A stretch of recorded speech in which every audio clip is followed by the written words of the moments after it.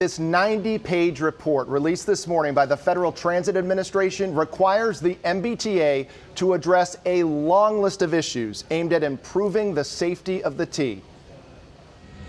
The FTA's safety management inspection comes down hard on the MBTA. I think there have been decisions made along the line over years that have prioritized things other than safety. And I think our report indicates that. The report focuses on four main areas: workforce shortages, safety management information, effective safety communication, and operating conditions and training. The people of Massachusetts who ride the train, the people who work on the trains, deserve an organization with a culture that prioritizes safety above everything else, especially right now. The FTA highlighted the T shifting $500 million from the MBTA's operating budget to the capital budget earlier this year, prioritizing investments instead of dealing with its aging assets and infrastructure.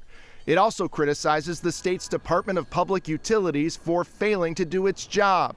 Oversight of the T. There have been decisions made by the T and by the Department of Public Utilities that the FTA does not consider in the interest of safety on the MBTA rail transit system.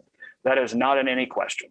And the things that we note in that report are concerns that we have with the decisions that have been made by management and by the operators of the T over a period of time. Some of the concerns were already laid out in a 2019 safety audit of the T.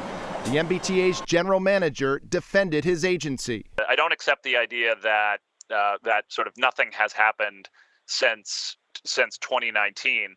What I do accept is that significantly more needs to be done. The FTA says the T's problems did not happen overnight and they won't be solved overnight, and it's asking everyone to be patient. We're digging deeper into this report and how it ties into past issues we've uncovered on the T. That's coming up tonight starting at 4. Mike Bodette, 5 Investigates.